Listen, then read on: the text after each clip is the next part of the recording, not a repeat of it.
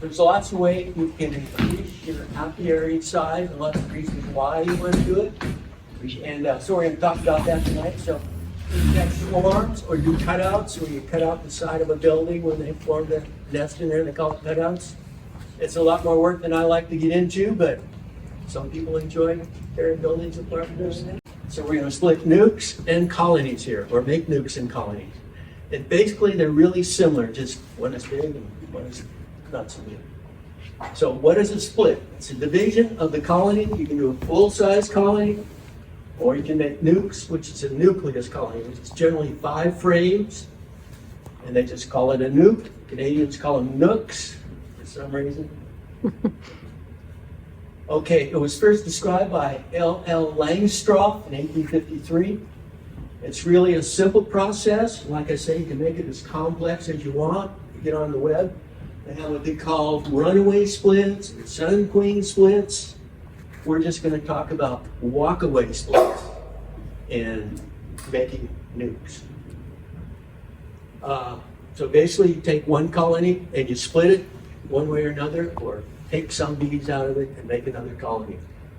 So it would be really nice if we could get what they call sustainability, which is what we're trying to get to, either in your own apiary if you have enough colonies, or within a club.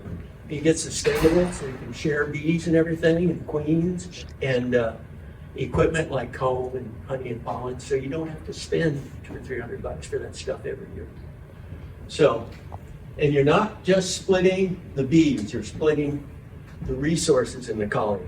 Honey, pollen, bee brood, adult bees, mainly nurse bees, to carry out the hive task, and it must have the resources to make a queen if you're not buying a queen or putting a queen cell in there. So, and I'll tell you how to do that. So you have 3 ways to do it. You buy a queen, you can let them make their own queen, or you can put some swarm cells from another hive in there and let them hatch out. So very easy, very straightforward. What you want to do, in my case, and probably most of your cases, is replace your winter losses or possibly expand your apiary. I started out with 2 hives 12 or 15 years ago, and now I have 20 hives. It wasn't all through increases because I didn't know how to do it to begin with. So spent a lot of money buying bees. A lot of them didn't make it, but hopefully we can get to that point where we can keep our colonies going on their own, self-generating basically. So one of the other goals, if you do this, besides making more colonies for your apiary, you'll have backup bees, queens, nukes, or whole colonies at the standby for the resources that you can put in for colonies that are failing for one reason or another, or are weak. So what is the right time? Spring is the best season when they're starting to build up. Some hives will just explode. So you want to get resources out of there to make nukes or splits and keep them from swarming. Summers, you can also do it in the summer, but you have to keep in mind you don't want to deplete the resources before the winter comes on. So you don't want to weaken the hive enough where they can't make it through the winter. You want to make sure the temperatures at night are above 50. These are more Florence things. I think it's warmer here by 10 degrees. So, no? Okay, so make sure your temperatures are 50 degrees or more at night, day temp 60 to 65 in the daytime. And the weather is a main thing. If you have rain, sleet, hail, or whatever, if you're making virgin queens, they can't get out to mate. So that's also something to think about when you buy nukes or packages. If it's been raining and snowing or whatever in California where your nukes are coming from, 2 weeks or 3 weeks ago, those queens might have not been mated very well. So something to think about, depending on who your dealer is with the bees down there. Resources, you got to think about your donor colony's strength. Keep it well fed, healthy, and populous. You don't want to be taking frames from a weakened colony, or keep them treated. You don't want to be pulling frames that are full of mites or whatever. So healthy donor colony. When you start this, if you buy queens, you want to make sure there's queens available, or that some of your neighbors have queens, if they're making queens like Lorna does. And another thing, you want to make sure there are drones flying if you're having the bees make a virgin queen, because she has to get out and mate. If you get a mated queen from whoever supplies them these days, Glory Bee or somebody, or Thad Star, it's going to take 40 to 49 days for the field bees to actually emerge and start replenish the hive with the pollen and nectar. If you put a capped queen cell in there, it might take 47 to 63 days for that queen to get out, or those bees to get out and start nourishing the hive. And if you do a walk-away split, which we'll talk about in a minute, it might take over 2 months, because they have to raise an egg, turn it into a queen, and so on and so forth. And that takes a lot longer. So they're going to be really interested in perpetuating the colony and making swarms and making bees. So you can relieve the congestion in the hive. If you don't, the bees will. So keep that in mind. The bees are going to do what they're going to do unless you can dissuade them. And it's good to do that before they get too far along in the process. So if you see swarm cells during the mid-spring buildup, you have to act, and I'll tell you what to do about it, and hopefully it'll work. Then there's going to be a trade-off between making splits and your honey crop from your donor hive. So you want to keep that in mind as well. Split anytime during the swarming months, and when you have really large colonies, maybe thinking about swarming, or even if they aren't, you can make splits from them, and they should be able to recover from that. But do it before they start preparing for winter, like I said. And if you can get local mated queens, that shortens the process down for them to make field bees, get the hive replenished with their own field force. And if you have a strong hive going into the winter with a new queen, that makes them especially strong for the buildup in the spring. And a lot of time you can't get queens. Like right now, Thad Star can't get his queens mated, so we can't get queens right now because of the weather. But if you start the hive in the fall, where you can get a nice, large mated queen going, and she's going to be ready to bust loose as soon as the sun comes out, if that ever happens. Donor colony can usually afford 2 frames of brood, which is what we're going to talk about in making nukes. So, like I said, mitigate swarming, got lots of naturally expanding bees when the sun comes out. If they aren't, you can feed them. Feed them sugar syrup. I usually feed 1-to-1 in the spring. That helps them in making wax and expanding the hive. And I put in pollen patties right now, and that stimulates the queen to lay more eggs. Pollen coming in fools the bees into thinking there's a large pollen source out in the world. So they say, oh, let's make some bees. So timing, once again, I touched on it. If you do it too soon, it'll set the colony back. It's kind of weather here, you gotta be careful, because we can get a week of good weather, and then it'll rain for 2 weeks, and then I had a colony. They tell you to install packages when the weather gets above 65 degrees. We pick up our nukes in April.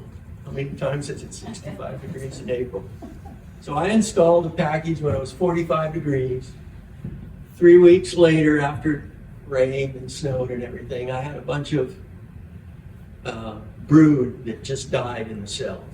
So because of our weather conditions, you get into situations like that. So got to be thinking about the temperatures and the weather.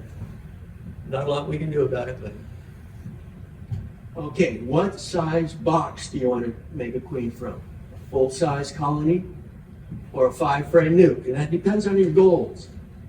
If you want to have just small colonies around for backup, that's fine. If you want to sell them or give them to your neighbor. Commercial beekeepers, rather than taking a little queen and putting it in a queenless hive and come back in 21 days and seeing how she's doing, they just take a functioning nuke, put it right in the middle of that hive, pull out move the frames out, put 5 frames right in the middle, and walk away. Because that nuke should be a functioning hive with a queen and brood and ready to go. So Nukes are a real valuable resource for, especially for commercial beekeepers. And they'll make queens by just making nukes. They'll make 500 nukes, and in the springtime, they'll just go out and plop them in full-size boxes and let them go, rather than grafting, which takes a lot longer and takes longer for the queen to evolve into a laying queen. So nukes are a good resource for everybody. Split basics, many options. Use overwintered strong colonies. Don't try to split a package or a nuke that you've just installed. You want a strong overwintered colony. They have a queen. You'll have a queen that's survivable, apparently has good genetics for getting through the winter. And when we do a split, the older queen is usually moved to another box, kind of simulates a swarm situation and at some level. The other half, you can put in a queen cell, or have resources to make a queen. Fresh eggs, young larvae.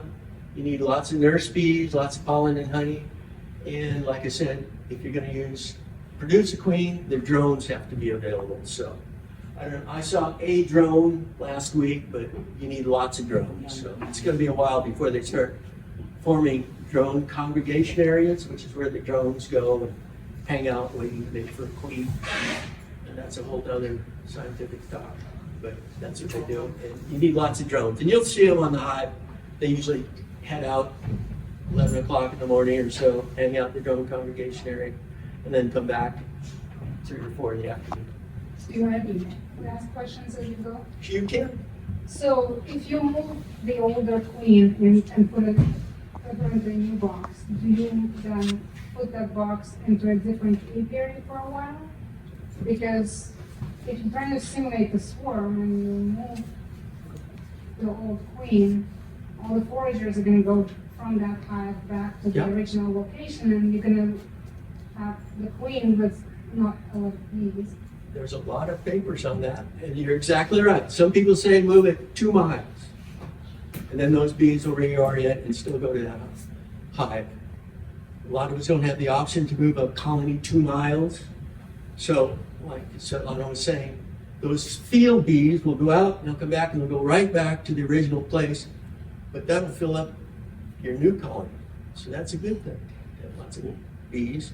And the old queen will be laying eggs and producing brood, and eventually she'll pick up speed and everything. So those are the trade-offs. And so you would just put her in the same apiary and let the foragers go back to the other? That's what I do. Yeah. Okay.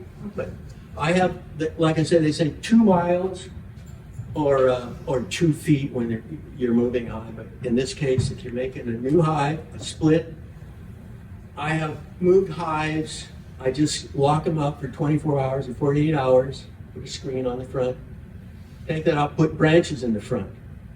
I've done that, and the bees come out, reorient, and I had like 50 bees go back to the old place, but most of them stay there because it's just as if they've been cooped up and shipped to the almond orchards if you lock them up for 24 hours or 48 hours.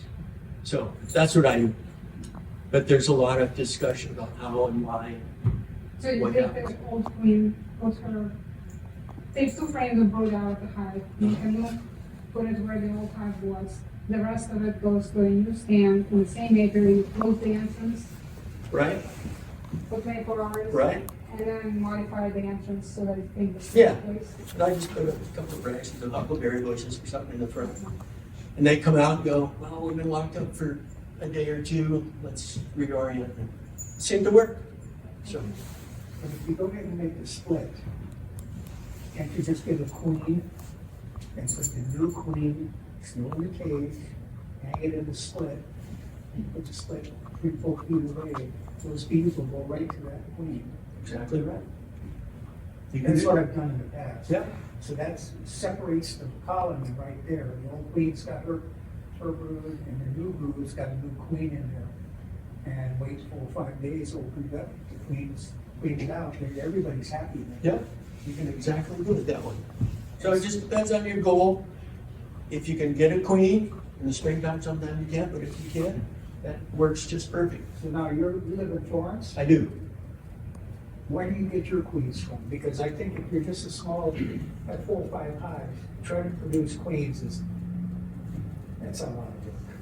That's what I've been doing, a lot of work. A lot of work. And by that time you produce the queens, you got hives that are dying because there's no queens. Well, that can happen. Okay, so do you have a source of point for queens? Well, Thad Star sells queens in Pleasant Hill, and I think we're getting our nukes and our packages from him this year. But he does have queens, and he calls them ankle biters, and Pleasant Hills, ankle biters? yes, I think that's what he calls them. Mite biters. Mite biters, ankle biters. And when do their queens become available? Well, right now he says they aren't because of the weather. Unless there's drones out flying, Yeah. you can graft queens and all of that and make them, but they won't get made very well. Yeah. So, I have a question.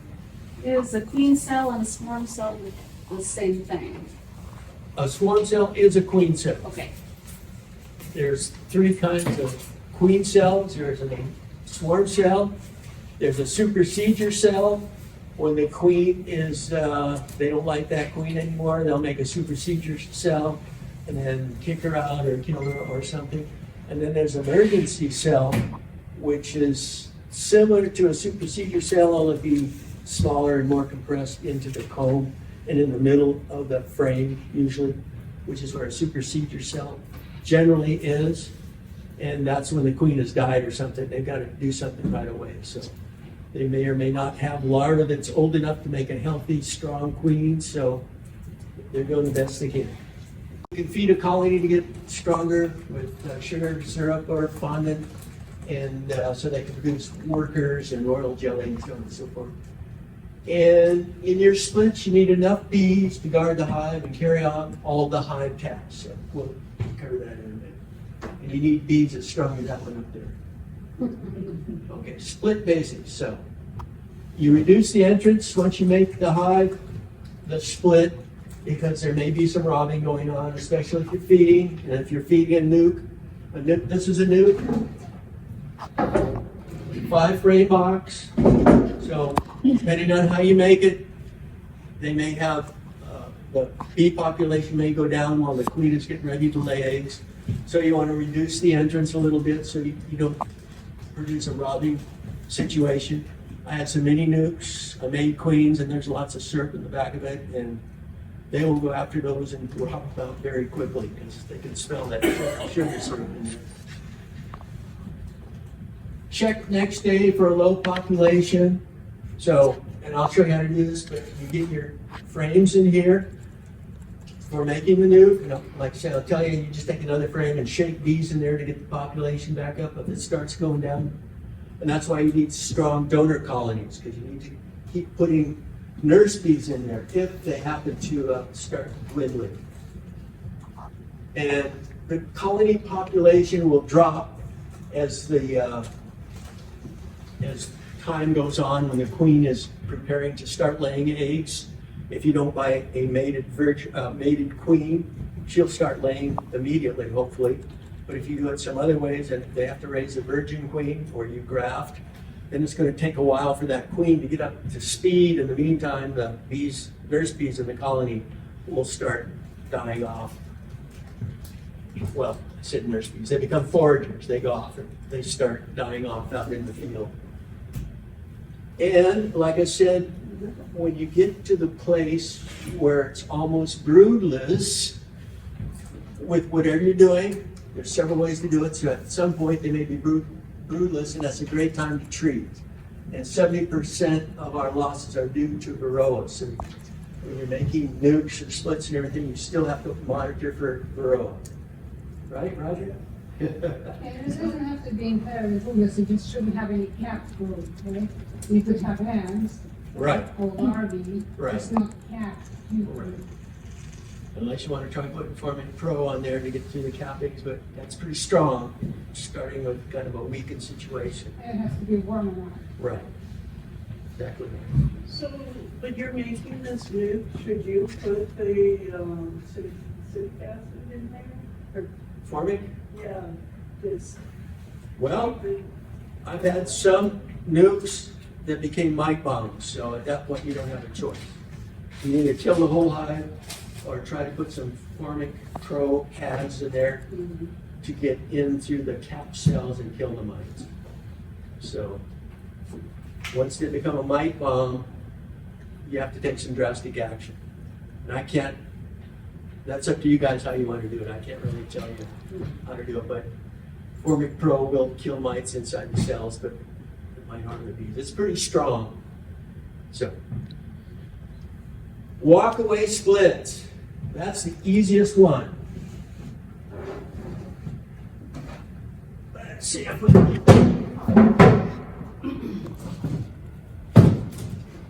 So, you will have a hive like this, 2 deep supposedly, and if you check it and your cluster is in the split between the 2 boxes, that's the easiest part.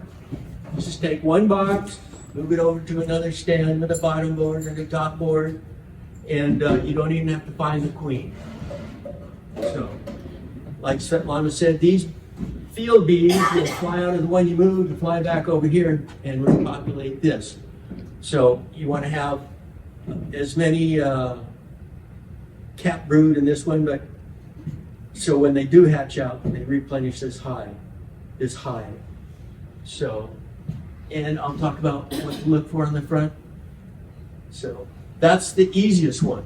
If the brood nest doesn't span both boxes, just even up the resources between the 2 boxes. Have as many cap brood cells in this box as in this box. And you can move those around and split them so that they're evened up between the 2 boxes.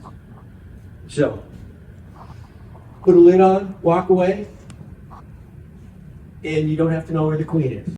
The cluster is between both boxes. You can just separate them like that. Old beekeepers tell me that they can, in an hour or 2 later, they can come back and they can tell by the sound of this box that it doesn't have a queen and that this one does have a queen. I've not tried that experiment, but if you can't find the queen, that's the simplest way to do it. You need eggs and larvae in both boxes because the one without a queen is going to have to raise a queen. So she's going to take, let's see if this will work. She's going to take a 1-day-old larva, which is really small. I think that one's maybe a little older than you. They'll take one of those and make a queen cell, and it's going to take a little longer. On that previous number sheet, it'll take 2 months or something, rather than the hive with the queen in it will just continue to operate as normal. Okay, you want to divide honey, pollen, nurse bees, and feed if necessary. If it's early in the year or there's a dearth or something, you'll want to feed when you make these splits. You can feed sugar syrup. You shouldn't be doing it when it's warmer, so you don't want to put fondant in there. And I would put in protein patties as well in the box that doesn't have a queen, if you can figure that out fairly easily. The pollen stimulates the queen to start laying when she's born and created and born, and they use it to make the royal jelly to create it. So reduce entrances again if they're weak. When we split them, then it'll reduce the robbing that can happen. In 4 or 5 days, check for a queen cell in your queenless split. And the bees prefer white comb compared to the old dark black comb. So if you've got some nice white comb with brood on it, you might want to stick one of those in there if you don't already have it. Okay, that's the walkaway split. Pretty easy. Now we're going to talk about a basic nuke, okay? I do have a question. If you do that, how do you know if the queenless one is not progressing the way they should? And if, after a couple weeks, you're not seeing queen cells and it's not looking good, can you move them back? Or You can do that. You take that box, put it back on top of the other one, and make it a colony again. Or you can maybe go to another hive that has some brood in it, eggs, young larvae, and plop it in there and see if they'll take to that. So there's lots of different ways you can go. Basic nuke. So you all know what a nuke box is, right? It's just a 5-frame mini hive, basically. So we're going to try to get a queen out of this and get a new hive started. So what we do, we go to a really strong hive or donor hive and take 2 frames of brood, capped and uncapped, and depending on if you're going to have them make their own queen, or if you have swarm cells, or if you buy a mated queen, will determine how you go about doing all of this. So put 2 frames of honey and pollen, 2 frames of brood, capped and uncapped. They need that uncapped brood and eggs to make their own queen if you're going to let them do that. Generally, they kind of dissuade you from letting them make a queen from a larva in a nuke box because it takes a lot of energy and a lot longer time, and it's harder for them, I guess.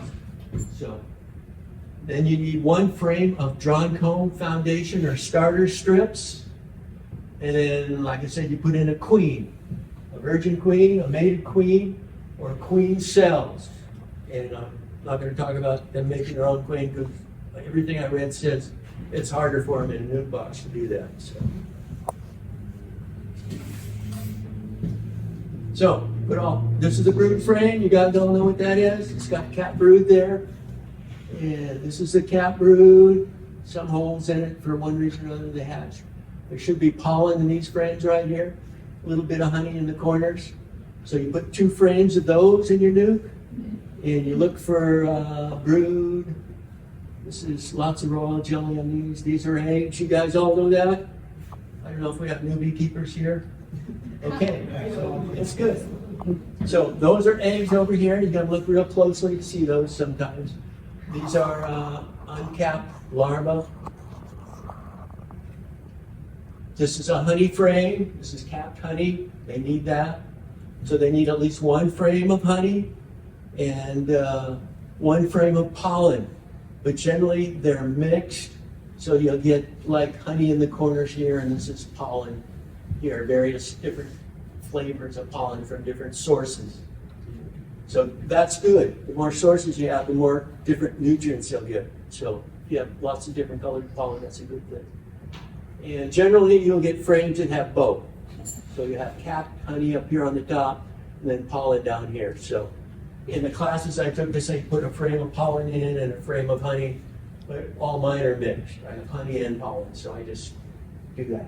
Don't try to find one that's just one or the other. And so this stuff up here is really old capped honey. See how dark that is compared to the white honey you'll see when you extract honey. This is pollen once again. I think this is larvae in here, and this is capped sealed brood.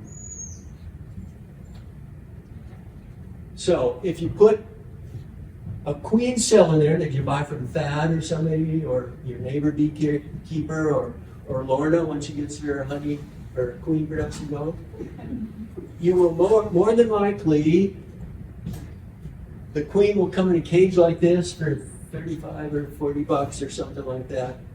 And the cork, a lot of times they'll put in sideways. We had a guy who got really upset because they were in sideways, but it's more secure when they're in sideways.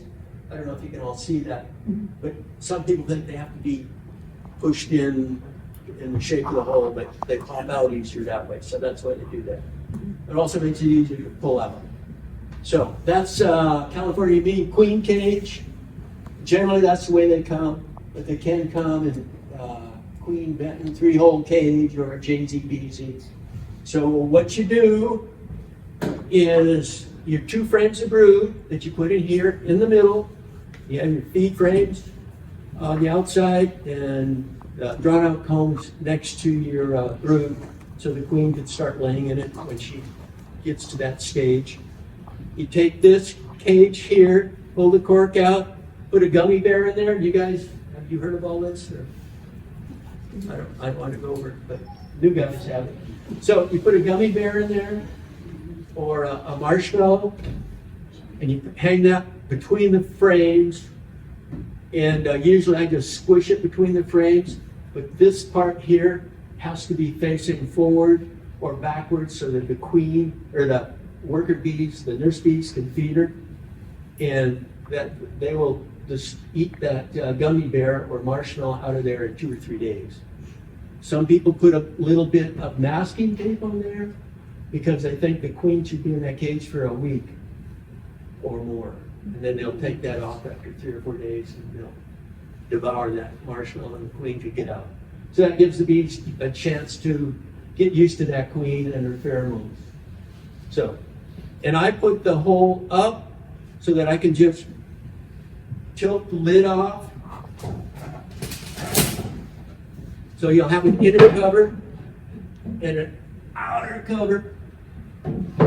So you can take that off, you got your queen cell in there, and you can just peek in there and see if that candy has been eaten out of there and the queen has been released.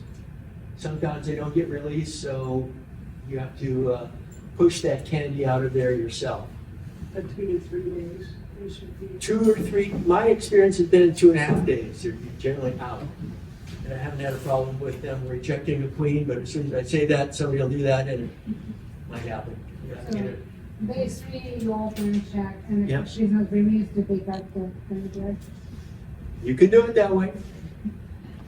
Some people say want to wait 8 or 9 days, and then they put the masking tape on there and do it that way. Sometimes when you buy a queen, you'll put 3 or 4 bees with the queen to feed her. And it's very important, you made a good point there, it's very important to keep that cork up. Because if you have it facing down, and one of the bees inside should die, it covers that hole, we lost everything. So Yep. you have to fix that up. It's Yep. really important. Yep. And like I say, you can just peek in there and see if that candy's still in there too. You don't have to pull frames apart and pull it out. You pull, when you get the queen from your distributor, that Star or Lorna or Ann or whoever, you pull that cork out, put your finger over it, grab your gummy bear or your marshmallow and push it in there. Sometimes it comes already with them. Yeah. Or fondant. Or fine. Yeah, yeah. And what I do is take a little paper clip, be very careful, put a hole in there and get it started, so the queen can start working on it. Because the other bees on the outside, I'm gonna start eating away on that and get her out. Sure. So, and when you pull that out, make sure you go that hole right away, because sometimes they'll jump out and fly away. Queen cages. If you buy a queen, that's how it works. Swarm cells. Somebody asked about that. That's what they look like. So, in my apiary, if I find swarm cells, I just quickly make a nuke, put the swarm cells in there, and let the bees do their thing. So, That's the mounds on the bottom. these things right here are new queen cells. So these bees, see how crowded they are with brood? They're really crowded and they're saying, we have enough bees, let's make another colony and go live in a tree somewhere. So each one of these has a queen inside of it. The first one out will go around and cut a slit on the side of each one of these and kill the queen. And that queen will take over the hive, and the old queen generally will swim off and start a new colony. And since it's the old queen in the swarm, they generally advise you to put a new queen in a swarm if you catch it, because that's the old queen that's left the hive. So, all right, swarm cells, a good way to start a nuke or a colony, creating the nuke. So, I said you put 2 frames of brood, eggs and larvae, 2 frames of food, and 1 frame of drawn out comb if you have it.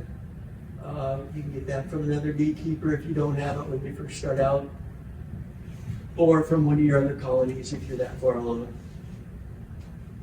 And that gives the queen a place to start.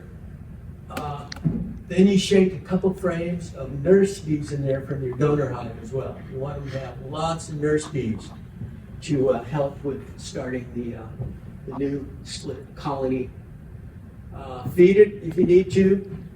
I put quart jars on top of all my nukes with 1-to-1 sugar syrup and just put a quart jar on here, and you can see how it's going down. It takes, I don't know, 3 or 4 days for a strong nuke to drain a quart jar. So you'll know what hives are strong just by looking at that sugar syrup. So if they're not taking any sugar syrup, something's going on in there. The other way is you can put a feeder right on top of this inner cover, as they call it.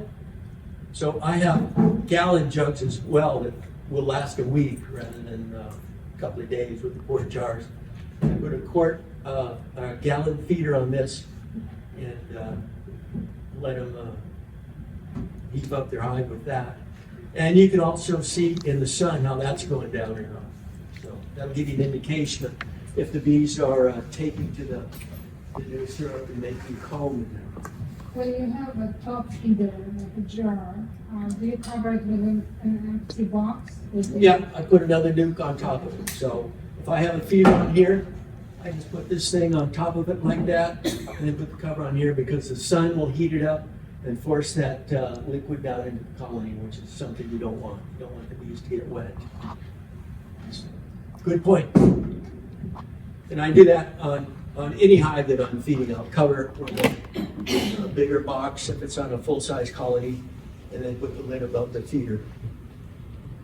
And reduce the entrance again. If you make a bunch of nukes in the same area, point the boxes in different directions. You were talking about moving to different areas in the old saw, moving 2 miles or 2 feet if you're moving on it. I just read an article, the guy said, oh, you don't have to do that. Just put your nukes around your donor colony, and the bees will figure it out. They'll even out amongst the nukes if you're making more than one. So. And make sure they're vented up here in Myrtle Point. It's a little hotter than we do on the coast in Florence. So make sure that your hives are vented and there's water available. So I don't have to worry about that in Florence. It's always 10 degrees colder and there's lots of water around. Okay, this is something I learned. Question. Sure. So, suppose you made a nuke, Yep. or more than one. At what point do you move them up into a full-size box? And when do you decide? Okay.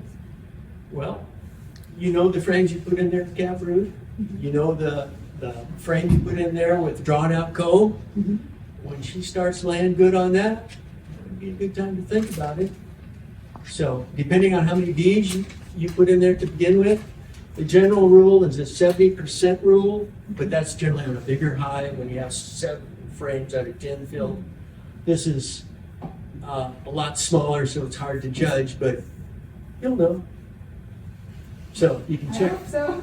Yeah. You can check when you put in drawn out comb, there should be nothing in it when you first put it in. But a week or 2 later, and that's a good point, because if she's a good queen, she'll start laying strong, and you'll want to expand her into a bigger box so that she doesn't swarm out of your nuke. If you've got a mated queen in there, that's just like Right. laying right away. Yep. What's the advantage to having a 5-frame nuke over just doing it in a 8-frame box? You can do that. It's just that it takes a lot more energy to warm the colony and everything. So if they're confined in a smaller box, it's easier for the bees to get built up. Or maybe you could put a divider into a big box and fill the empty space with insulation. They have what they call a queen castle. They have a 10-frame box, and they have 3 dividers in there. They make up 4 2-frame nukes, basically. So you can do that. Dividers. You just want to see what else if you don't become one. Yeah, I can bring one. Make me I've done a 8-frame box and cut it in half, and it's easy. You just buy a box that isn't together, and then you can just run your skill saw down part of each end, and then you just put your queen excluder screen down, and then you just have 2 entrances. But I built separate 2-frame mating nuke boxes I built 5 of them, and they got rubbed out so fast that they were gone within 20 minutes of putting food in there. And I would stick with your 5 frame boxes, because otherwise they just decimate everything. They kill all the bees, they ate all the food. You know, you're just behind by 3 days when that happens. Good point. Cool. Okay, here's the neatest thing I learned. It's called a suck-up nuke. Professors at OSU call them Langstroth nukes or Desmarais nukes. Commercial guys call them suck-up nukes. So if you want to separate your queen out, you take your 5 frames, shake the bees into your donor colony, or I brush them, because when you shake them, I found larvae and eggs that pop out on the ground. So I brush them. I'm a little more easier on my bees. Then you use a queen excluder. This is a plastic one in there, $7 or $8. Some of the commercial guys don't like them because when they get old, they kind of warp between the frames, and the queen can crawl up between those occasionally. Metal ones don't warp like that. So you brush all your bees down into the bottom box. You put your frames of brood, food, and everything in here, but mainly the brood. It's the open brood. So you got all your bees in here. You put that on there like that. Put a board or something on the sides here. Nurse bees cannot resist those open larvae, and they will just walk right up into this box. And you know you won't have a queen in there now. So then you can take that, put your new queen in, and do it just like we talked about it earlier and make it a nuke. So, like I said, commercial guys call it a suck-up nuke, and I never forgot that. So. Anyway, don't over-examine. If you have a virgin queen in there, I opened a hive that had a virgin queen in it once. And I had my marking pen with me, and I thought, well, just mark her. So I grabbed her and marked her and put her back in there, and they balled her immediately. They just formed a golf ball sized cluster of bees on her and stung her to death. So if you disturb them when there's a virgin queen in there, they just go crazy. Sometimes, not all the time. So It's good to have a mark. it's very good to have a mark. Yeah. But my experience is don't mark a virgin queen. Let her establish and start laying. And things will work out better, it's been my experience. After you've done all of that, does that all make sense? It's all pretty straightforward. You can do a walkaway split, easy. Put a couple of frames of brood and some food and a drawn out comb and a nuke and so on and so forth. Easy, right? If you need help, we'll be glad to come out and help you through the process. So, after 7, 12, 15, 14 days, depending on whether you got a mated queen from a commercial guy or a virgin queen from Lorna because she grafted some queens, or a right queen cell from a hive that was about to swarm, you can check for eggs in 7 days. Virgin queen will take a little longer, and a right queen cell will take up to over 2 weeks. So if you're raising queens, wait 21 to 28 days to harvest the queen. Just some guidelines. Watch for overcrowding. These are small, we talked about that. So if that queen gets going, it's a strong queen. You want to make sure she doesn't say, hey, this is too small, I want a bigger tree to make a colony in and swarm off into the woods. And in 3 to 5 weeks, move to an 8 to 10 frame box, and you're ready to go. And you save yourself $200 or $300. So, nurse bees are the key. Like I said, if your colony starts diminishing, shake some nurse bees in there from another hive. Foragers will return to the original hive location, which is good for those bees, but not as good for the hive that they came from. So it'll take a little longer for that colony to establish itself. But it'll happen if everything goes right. Without a queen. And the box that doesn't have the queen, it'll look kind of slow at first, and you might get worried. But just give it a little time. Make sure you feed like we talked about until they become a good functional colony. And so activities to look for when you make your nuke or your split, once they start becoming a normal colony after you've disrupted them so violently, the undertaker bees will start removing dead bees, guard bees will be at the entrance, there'll be orientation flights, and there will be foraging bees bringing in pollen. That's a really good sign. That indicates that probably there's a queen in there, and they're making royal jelly to feed the larvae. Bees will start fanning on the landing board, and they may be standing on the landing board with their rear ends in the air, giving off some kind of pheromones from their Nasonoff gland, which helps the returning bees find the hive. So those are things to look for if the colony's freshly made. Ongoing inspections, check every 7 to 10 days, watch food situation, eggs, brood, descending nectar ceiling. If you've got a nuke and they start filling it up with nectar because the weather's better and there's lots of resources, they'll fill that up and want to swarm. So get ready to put them in a bigger box. Move them to a deep. Use the 70% rule. That's basically on your deeps. So if you have 7 frames of bees when you look in there, and maybe 1 or 2 on each side that aren't filled, put another box on there with frames and let them continue to fill up that box up with bees. Sometimes splits don't work. For some reason the bees get confused or they run out of food or whatever. So if there's no sign of queen rearing or laying, you'll need to add more fresh eggs or newly hatched larvae. Like I say, you can take a frame out of your donor hive and add it in there and see if it works.